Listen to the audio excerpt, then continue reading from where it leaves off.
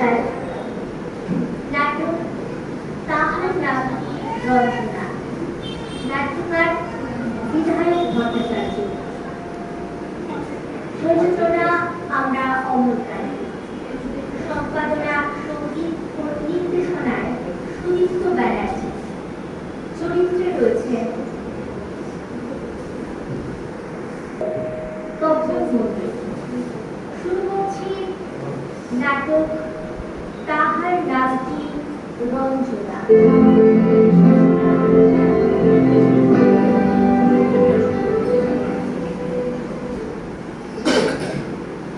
তখন বহরমপুর জেলে ফাঁসি হতো।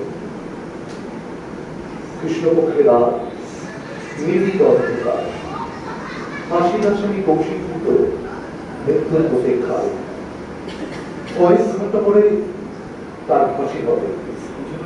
এই সময় সাধারণত কাউকে বাইরের লোকের সঙ্গে কথা বলতে দেওয়া হয় না, কিন্তু একটি মেয়ে অনেক কষ্টের ঘুম থেকে জেলারের কাছ থেকে পারমিশন নিয়ে জেলের ভিতরে প্রবেশ করছে। আর কয়েক ঘন্টা পরে যার ফাঁসি হবে সেই কৌশিক ভূতের সঙ্গে দেখা করতে আসে। সে মনে করে এই মতন তার সেই হারিয়ে যাওয়া ভাই, এই ভাই এবং বোন ও ভাই ও বোন না, এর মধ্যে দিয়ে চলতে থাকে এই নাট্য সংলাপ তার নাম রঞ্জনা।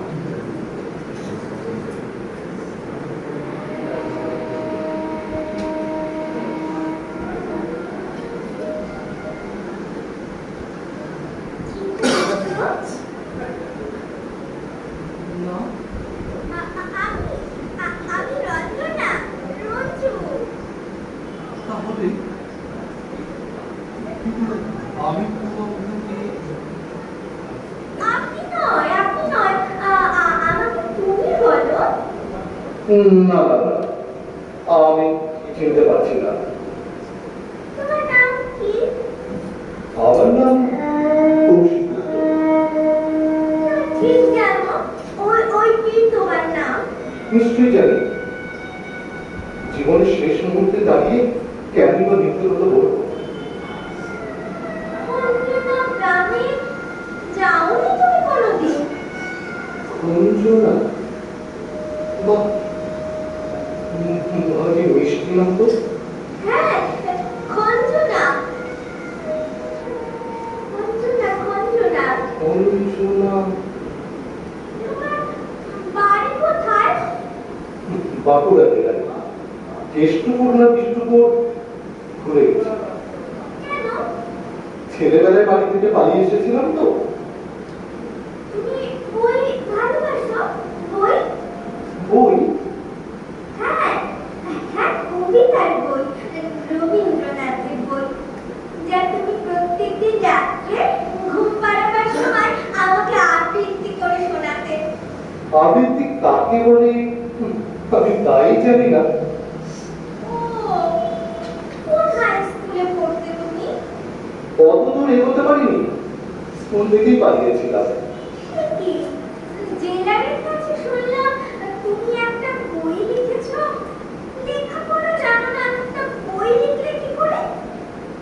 দেখো, এই বাংলায় বই লেখার জন্য লেখাপড়া দরকার হয় না। এই যেমন ভাবে তোমার সাথে কথা বলছি সেভাবেই লিখেছি। তাছাড়া মিথ্যে কথা লিখতে তো কোনো অসুবিধা হয় না। মিথ্যে কথা লিখেছো? সব সব মিথ্যে কথা। কেন লিখলে তবে?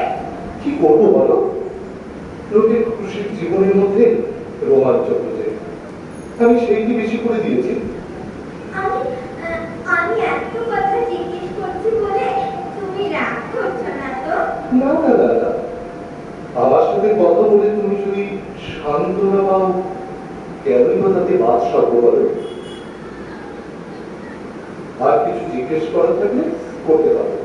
তুমি বই টই কিছু করোনি? তোমার সাথে তোমার কোনো আদর নেই? এই কথা বলবো না, আদর নিশ্চয়ই আছে, কিন্তু আমি ধরতে পারছি না। আচ্ছা, মিঠু বুঝি তোমার দাদার ডাক নাম? হ্যাঁ। আচ্ছা, রবীন্দ্রনাথের কোনো কবিতা তোমার মুখস্থ আছে? না না।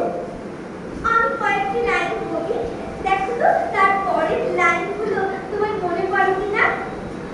কৃষ্ণ কলি আমি তারিণী বলি, কারো বলে তারে গায়ের লোক, মেঘলা দিনে দেখেছিলাম মাঠে কালো মেঘ কালো করে চোখ, ঘুমটা মাথায় ছিল না তার মোটে, মুক্ত বেনি পিঠের উপরে লোটে। বলো বলো না, বলো না, তারপর বলো। না না, বলেছি তো আমি আবৃত্তি করতেই জানি না। তাহলে তুমি আমার মৃত্যু জানো। আমার মৃত্যুটা যদি হতো তাহলে এক্ষুনি বলে উঠতো, কালো তাকে যতই কালো হোক আমি দেখতে চাই কালো করে চোখ। তুমি চলে গেছো? হ্যাঁ, আমি যাই। অফিসারকে কথা দিয়েছিলাম, যদি তুমি আমার দাদা না হও তাহলে অনর্থক সময় নষ্ট করবো না। একটু বসো। এবার আমি তোমাকে একটা কথা জিজ্ঞাসা করি। তুমি আমাকে কি জিজ্ঞাসা করবে? তুমি তো কিছু জানোই না আমার, আমাকে চেনোই না। হ্যাঁ, সে কথা সত্যি। তবু জিজ্ঞাসা করি।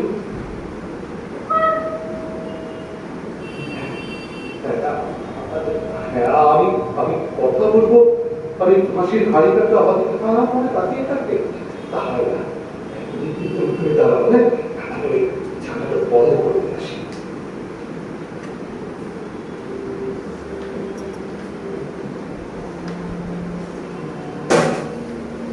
আচ্ছা, একটা কথা আমি কিছুতেই বুঝতে পারছি না, নিজেরা না এসে তোমার বাবা মা তোমাকে এত দূরে কেন পাঠিয়ে দিল? বাবা নেই আমার, হ্যাঁ, মা বিছানায় পড়ে আছেন, বলবার ক্ষমতা নেই তার। আচ্ছা, তোমার দাদার ডাক নাম তো মিঠু, ভালো নামটা যেন কি? অঙ্কুজাক্ষ মজুমদার। অম্বুজাক্ষ। দাদা সেই 16 বছর বয়সে নিজে রোজগার করবে বলে বাড়ি থেকে চলে গেছে, আর ফেরেনি। তার জন্য তো মাল ভেবে ভেবে মরতে বসেছে। আমি শুধু ভাবছি বাড়ি গিয়ে মাকে কি বলবো, কেন মিঠুটা এমন করলো, কোথায় যে গেল, আর কি যে জানো। আমার মিঠুটা আবৃত্তি করতো প্রতিদিন রাত্রে ঘুমোতে যাওয়ার আগে আমার মাথায় হাত বুলোতে বুলোতে একটা কবিতায় আবৃত্তি করতো মিঠুটা।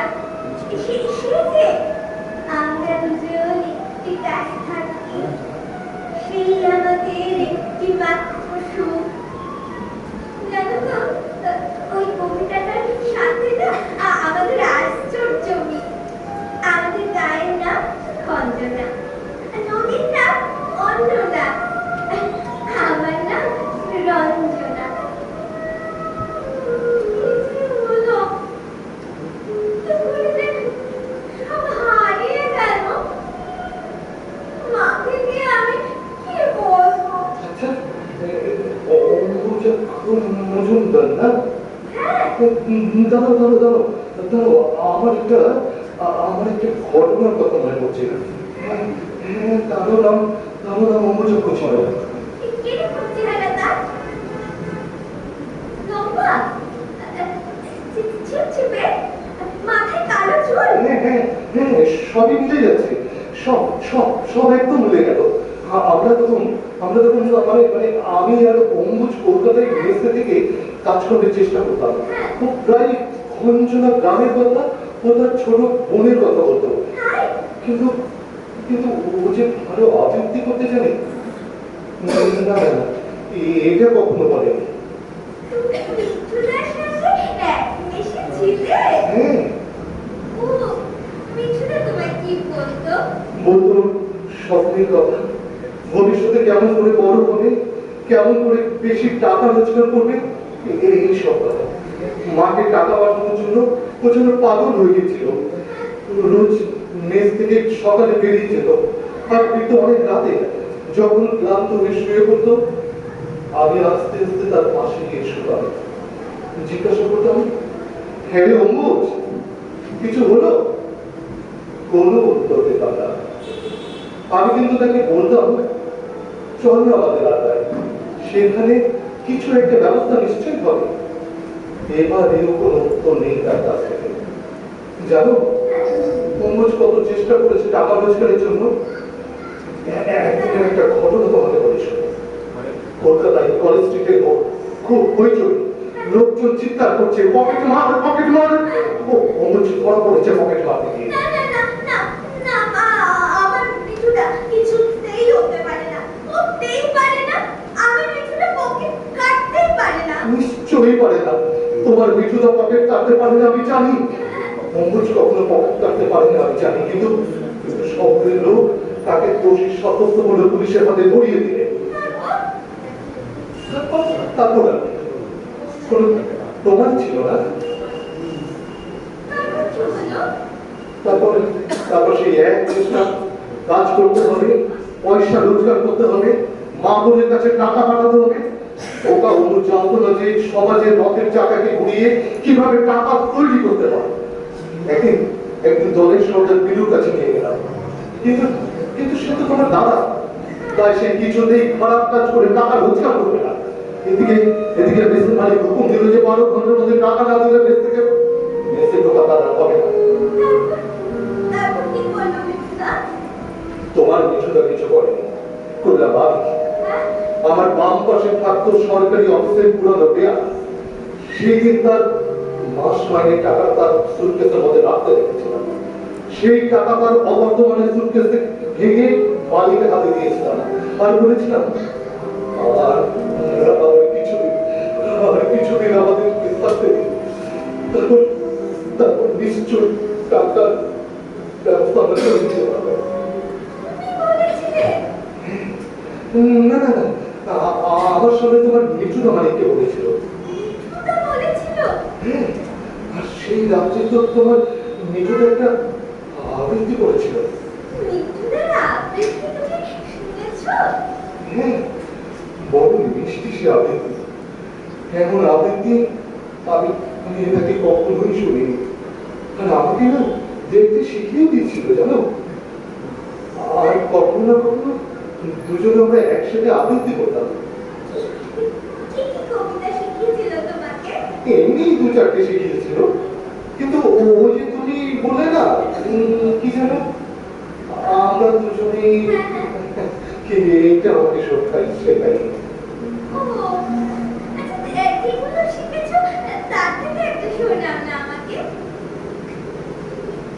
ঘিরে দেখেছি নিত্য, পাপড়ে দেখেছি নানা ছলে, অশান্তির ঘূর্ণি দেখে জীবনের স্রোতে পলে পলে মৃত্যু করে লুকোচুরি সমস্ত পৃথিবী জুড়ি ভেসে যায়, তারা সরে যায়, জীবনের করে যায় ক্ষণিক মৃত্যু।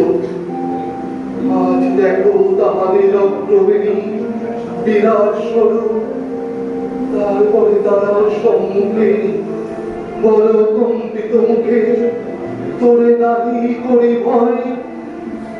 এই সংসারে প্রতিদিন ধরে করিয়াছি জয়, তোর যে আমি সত্য এই বিশ্বাসে প্রাণ দেব দেয়।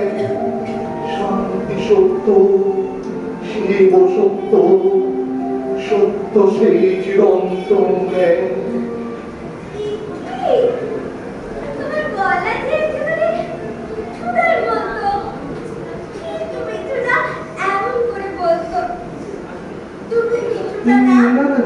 না না না, তুমি ভুল করছো। আমার নাম কৌশিক গুপ্ত, বাবার নাম ঈশ্বর গুপ্ত, আমার নাম কেষ্টরা বিষ্ণু কিছু একটা ফুল। ছেলেবেলায় বাড়ি থেকে পালিয়ে এসেছিল, আমার নাম কৌশিক কৌশিক কৌশিক।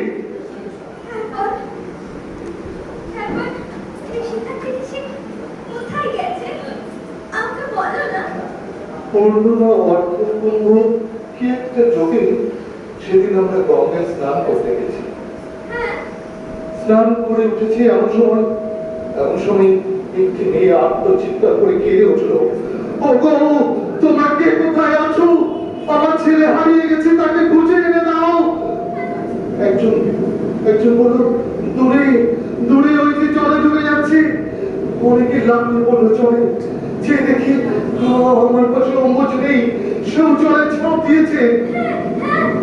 মিঠুদা, মিঠুদা খুব ভালো সাঁতার জানো। তারপর তারপর সবাই সবাই এক এক করে উঠে এলো, কিন্তু কিন্তু পারেনি সেই মায়ের বাচ্চাটা। হঠাৎ দেখে একটা চিৎকার উঠলো, মান আসছে, মান আসছে। সবাই সবাই ভয়ে জল ছেড়ে উঠে পড়লো। দূরে তখন বান দেখা যাচ্ছে, কিন্তু জলের উপর থেকে একটা আওয়াজ ভেসে এলো, এই যে এই নিন আপনার ছেলেকে নিন।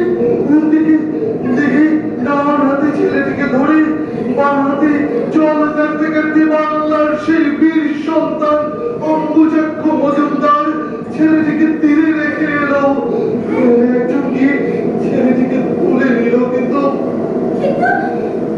অম্বুজাক্ষকে ধরে তোলবার কথা কারো মনে পড়লো না। বারাণসীর তীরে আছাড়ে খেয়ে পড়লো। আর মিঠুদা, আমার মিঠুদা কোথায় গেল? আমার মিঠুদা কেউ জানে না, কেউ জানে না।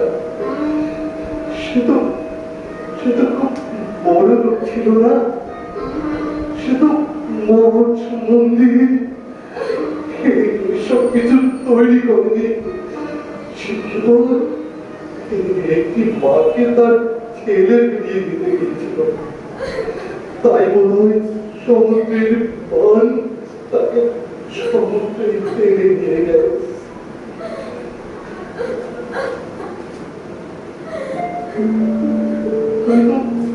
তুমি তো বড় বোকা মেয়ে,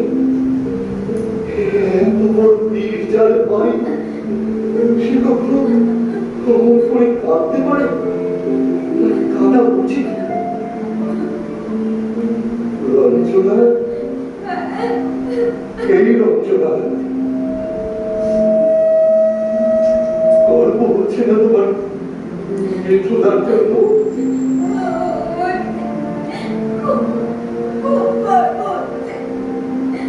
মাকে হারানো ছেলে ফিরিয়ে দেওয়া, এটা এটা যেন মিঠুদা ছাড়া কেউ করতে পারে না। খুব খুব গর্ব হচ্ছে আমার, খুব গর্ব হচ্ছে। তবে রোগের রোগে বিছানায় পড়ে থেকে কিন্তু আমার মতো মানুষ খুন করে আজকে যদি মৃত্যু মারা যেত, তাহলে তোমরা কি করতে আমি জানি না। তবে আমি খুব ঘৃণা করতাম, কিন্তু যা করে যেভাবে সে আমাদের কাছ থেকে বিদায় নিয়ে চলে গেল, তাতে আমাদের সবাইকার মুখ উজ্জ্বল হয়েছে। তারপর তুমি তুমি যখন ফিরে গিয়ে তোমার মায়ের কাছে তার কথা বলবে, তখন বলতে বলতে খবরে তোমার মুখটা ভরে উঠবে।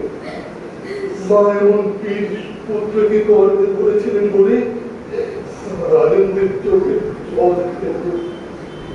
এটা এটা কি তুমি সত্যি সত্যি বলে? না, আমার মনে কষ্ট হবে বলে বানিয়ে বানিয়ে বললে। একজন চলে গেছে, আমিও কতক্ষণ বলো এই সময় প্রিয় বন্ধুর নামে মিছে কথা বলে কি লাভ মন? তুমি আমাকে বোন বললে, তুমি আমার দাদা হলে। বললাম বলছি, মিঠুর মনে দাদা ওর লোক বুঝি সামলানো যায়। মাকে মাকে কি বলবো তোমার কথা বলে দাও। মাকে মাকে বলবে তার এই অভাগা দিশেহারা অজানা ছেলেকে তিনি যেন ক্ষমা করেন। আমি তোমাকে প্রণাম করবো।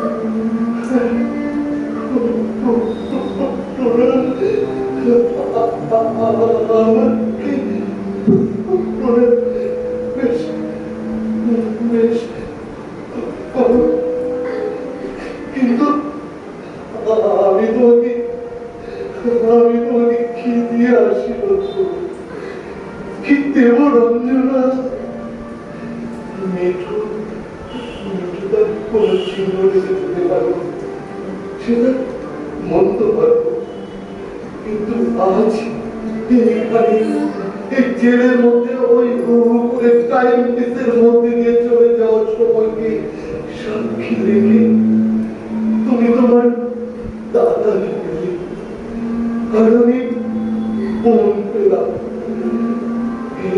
এই মুহূর্তটাকে বাঁচিয়ে রাখতে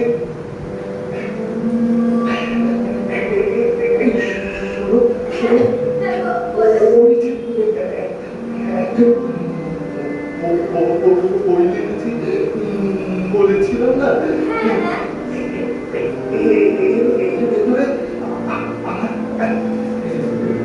রয়্যালটি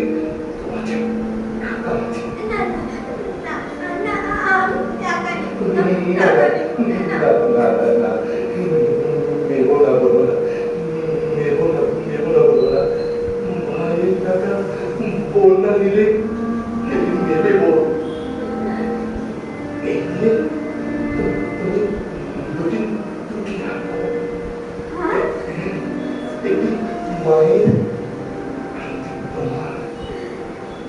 মায়ের লকেটে লেখা থাকবে তার ছেলের নাম, আর তোমার লকেটে লেখা থাকবে তোমার দাদার নাম।